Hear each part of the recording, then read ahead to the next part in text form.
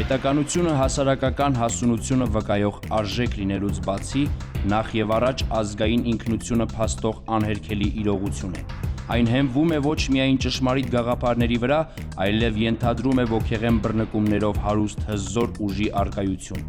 Ուժ, որն իր կենսունակությունն ապահովում է ոչ այնքան պարտադրված անհրաժեշտությունից դրդված, որքան երկրի յուրաքանչյուր քաղաքացու ամենօրյա ներքին զարգացման, ինքնաճանաչման արդյունքում։ Որովհետև ճանաչելով ինքն իրեն, անհատը կարողանում է գնահատել նաև դիմացինին, շրջապատը, ժամանակաշրջանը։ Կարողանում է առաջնորդվել ազգային հետաքրքրությունների գիտակցումով ու դառնում զորեղ, ասել է թե ամենակարող և պաշտպանունակ։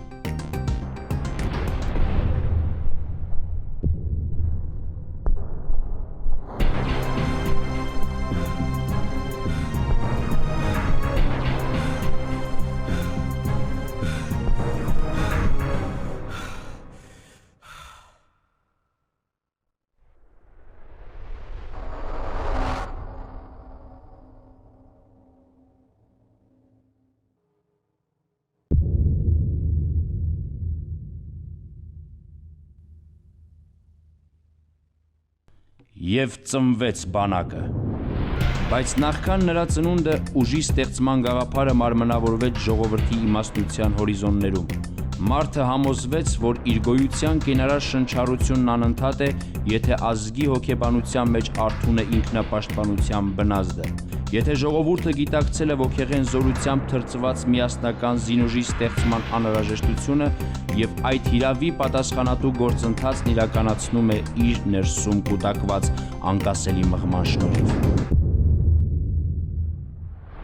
20-րդ դարավերջին հային պարտադրված պատերազմն առաջին իսկ օրից առանձնացավ իր վարման ու զարգացման յուրօրինակ տրամաբանությամբ։ Զինվորն զգաց, որ այս ճակատամարտում որոշիչը ոգին է և ոչ քանակը։ Զգաց, որովհետև ըմբռնել էր նախորդների ժառանգած իմաստնությունը։ Հաղթանակել կռվում նշանակում է մահվան սպառնալիքով իր կամքը պարտադրել հակառակորդին։ Ոչ թե պիտի հաղթեիք, ով է գազմա թուրքն ուզմա ինչ ասլի մաննի Մեկանեն, դիակներ են սաղ, նրանց ուման կմնաստել։ Նշանակում է պարտվողականությանը հակադրել հաղթանակի ոգին, գրավորական տառապանքին ներգործուն պայքարը, սարսափի հոգեբանությանը մեռնելու կամքը։ Կամավոր եկել եմ առաջավոր դիրքերը, հույս փայփայելով, որ ի վերջո Արցախցու նպատակը կիրականանա, իր իսկ սուրբ հողում ինքը կլինի ազատ։ Ու այդպես մեր լռությունը ճեղք տվեց։ Եվ մենք նորից սկսեցինք ապրել վճռականի հոգեբանությամբ։ Մեր ներկայի պատուհանից նայեցինք դեպի անցյալ և համոզվեցինք, որ այդ անսահմանության մեջ կա մի հզոր ու անփոխարինելի ընդհանրություն, որը բոլոր ժամանակների համար եղել է այժմ էական։ Դա մեր հավատքն է, պայքարից պայքար վերածնվող և հաղթանակ պտղաբերող միասնությունը։ Եվ զինվորն այդպես էլ ասաց. Նախ մենք մեզ վրա հույս ունենանք, չսպասենք ուրիշից, նամանավանդ չսպասենք օտար պետություններին։ Հիմնականը մենք ենք, մեր վրա, մեր ծունգին ձեռք դնելով կայնենք։ Հավատք մեզ, հավատք մեր իրական պայքարին, համոզումը այդտեղ լինի։ Եվ բարձրացավ երկիրը, բարձրացավ ինչպես քնից զարթնող առյուծ։ Ժողովուրդն ամբողջացավ իր բոլոր շերտերի միասնությամբ և դարձավ բռունցք։ Նույն գաղափարի կանչով մարտադաշտը հարազատեց շինականն ու քաղաքացին, մտավորականն ու արհեստավորը։ Հայը գիտակցեց, որ եթե ուզում է հայրենիքի համար ինչ-որ բան անել, ապա առաջին հերթին այն պետք է անել հենց այստեղ։ Եվ այրը դարձավ զինվոր։ Այսօր իմ կարծիքով ամենաօգտակար գործը սահմաններում լինելն է, այսօր կռիվն է մեր գործը։ Արցախի հարցը լուծվեց մեր ուզած ձևով, մեր ուզած ոչ թե աշխարհի քաղաքագետների ուզածով, ու դրա համար էլ պայքարում։ Իսկ պատերազմն աշխարհի այս կետ սողոսկեց աներևույթ ու աննկատ, որպես ուրվական։ Նախքան թնդանոթի առաջին որոտը հայի ականջին հասավ Սումգայիթում կատարված ոճրագործության լուրը, ապա եղան զանգվածային տեղահանություններ Բաքվում եւ Գանձակում, ջարդեր Ադրբեջանի հայաբնակ վայրերում։ Մինչ անպաշտպան հայության դեմ չհայտարարված պատերազմն անզիջում իր մուտքն էր ապահովում դեպի փոքրիկ Արցախ, Բաքվի իշխանավորներն իրենց ապատեղեկատվությամբ ջանում էին բթացնել միջազգային հանրության միտքը։ Мы должны регулировать взаимоотношения с собственными гражданами, вне зависимости от национальной принадлежности. Мы не нападаем, мы защищаемся. Այո, ազերին ոչ թե արձակվում, այլ պաշտպանվում է։ Ամենայն դեպս տեղի ունեցող զարգացումներն իրենց քարոզարշավում այդպես էին ներկայացնում Բաքվի իշխանավորները։ Եվ դա այն դեպքում, երբ ադրբեջանական առաջնորդի նույն հայտարարությունից ընդամենը 2 ամիս հետո թուրք օմոնականները նախկին խորհրդային բանակի զրահակիր ուժերի օժանդակությամբ արցախահայության դեմ իրենց եղերագործությունը շարունակեցին Մարաղայում։ В час была убита семья армян. Еще одно кровавое пятно в трагедии Карабаха. Сейчас мы проходим по границе между двумя половинами этого села. Граница пуста, потому что люди здесь жить не могут. Семья Даниэлян, 4 взрослых и 4-летний мальчишка Карен. Как минимум 73 выстрела прозвучало во время комендантского часа в этом дворе, но солдаты сюда не пришли. Почему? По словам офицера, подразделение внутренних войск Туги не может обеспечить режим ЧП в селе. Так зачем тогда они здесь? Они сейчас готовы пообещать все что угодно. Пообещать, что они будут самыми лучшими соседями, самыми добропорядочными людьми. И одни слова, а на деле будут стрелять, убивать.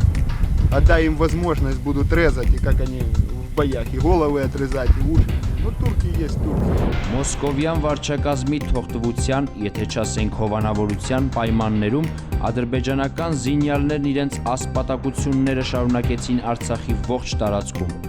Հաշված օրերի ընթացքում հայաթափվեցին Գետաշենն ու հարակից հայկական բնակավայրերը, Հադրութի շրջանի գյուղերն ու Բերթաձորի ենթաշրջանը։ Անպատժելիության մթնոլորտում ազերի ասքյարն իրեն զգում էր զորեղ ու ամենակարող։ Ինչպես ասում են, ախորժակը բացվում է ուտելու պահին, եւ թուրքը աչք դրեց Ստեփանակերտի վրա։ Ես խաղաղություն եմ, մի հանգամ խաղաղություն եմ բացած։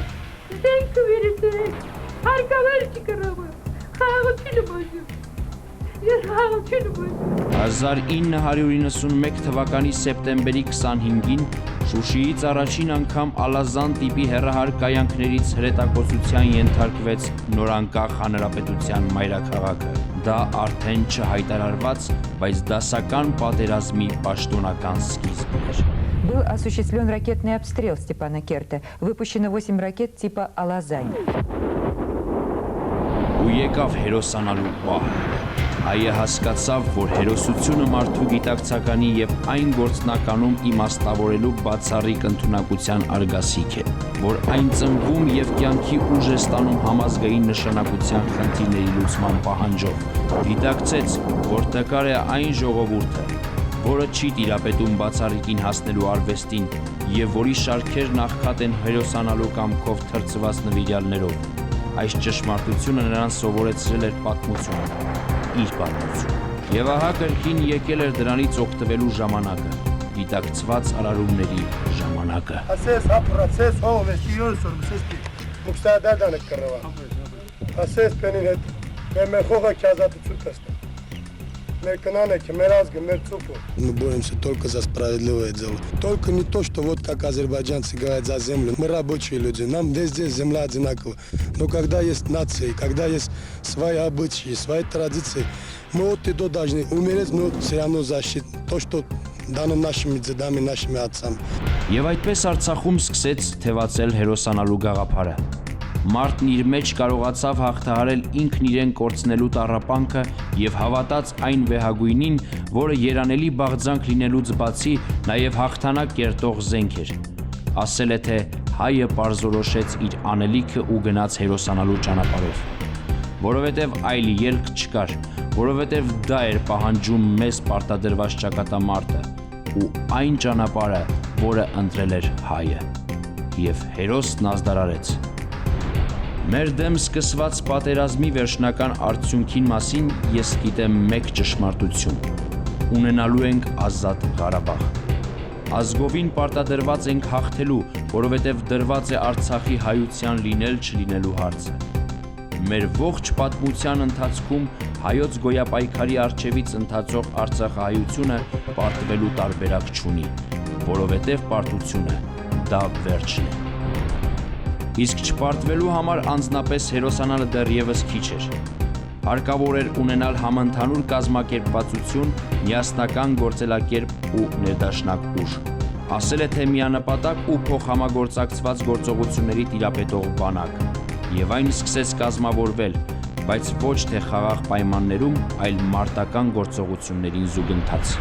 Արդեն 1991-ի վերջերին եւ 1992-ի սկզբին Արցախում գործող ընդհատակյա կամավորական ջոկատների հիմքի վրա ձևավորվեցին առաջին դասակներն ու վաշտերը։ Հայ զինվորի ոգեղեն որակներին նոր ուժ հաղորդեց նրա կազմակերպվածությունը, ինչի արդյունքում հունվար-փետրվար ամիսներին վնասազերծվեցին Ստեփանակերտը շրջափակող թշնամական մի շարք ռազմահենակետեր։ Բանակային ստորաբաժանումներին հարիր փայլուն մարտավարության օրինակ էր հատկապես Շուշիի գրոհը,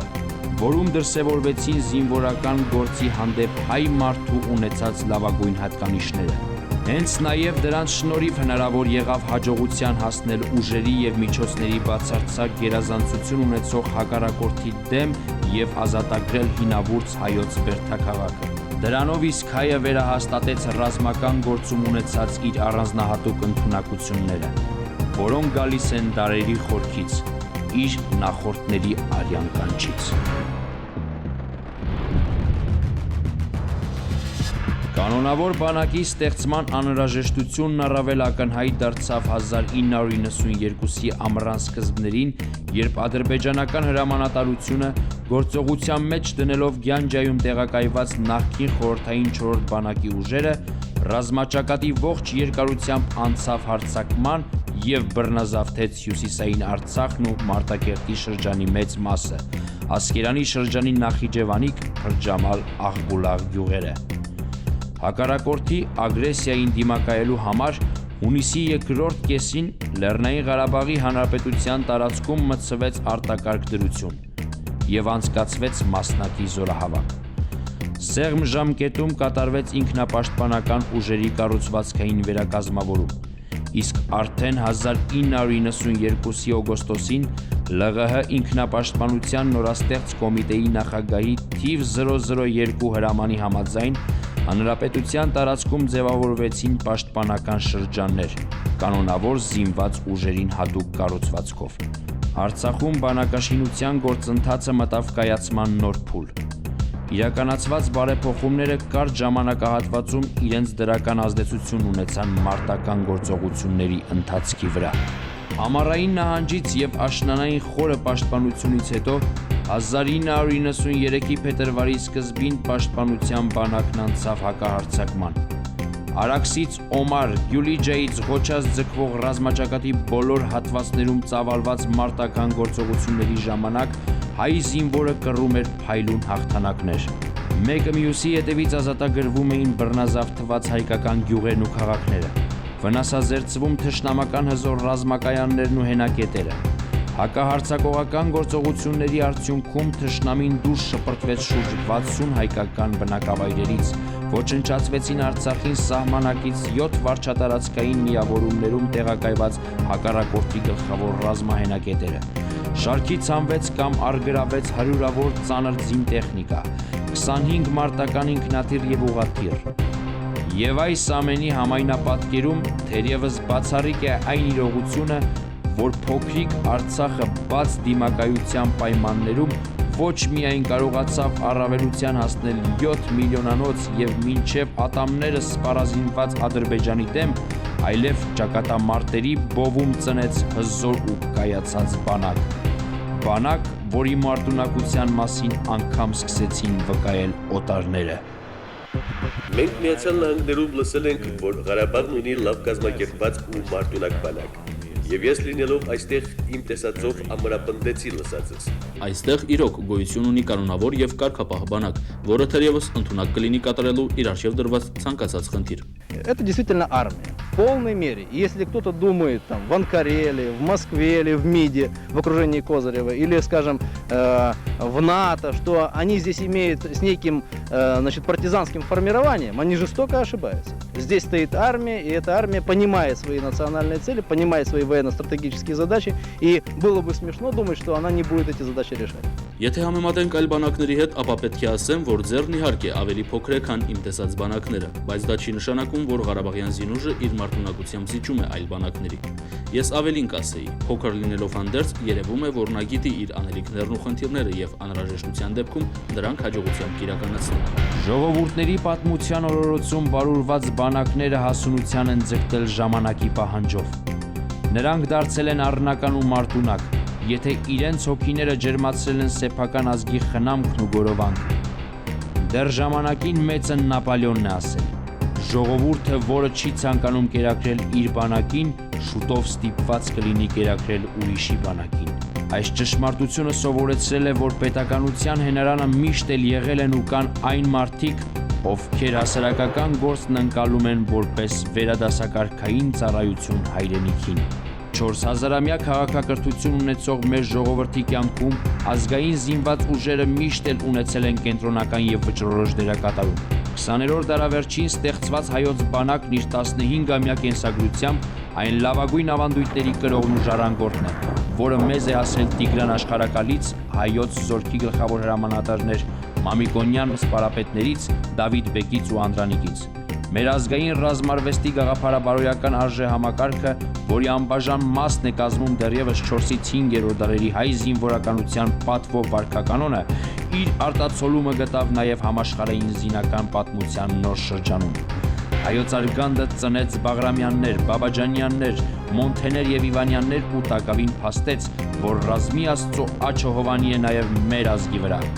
Մենք դա հաստատել եւ հաստատում ենք մեր անցյալով ու ներկայով։ Մեր այն հաղթանակներով, որ կերտել ենք երեկվա ճակատամարտում եւ այսօրվա ոչ խաղաղություն, ոչ պատերազմ անորոշության պայմաններում։ Եվ դրա հեղինակը ժողովուրդն է, որի յուրաքանչյուր անդամ զինվոր էր ու կա։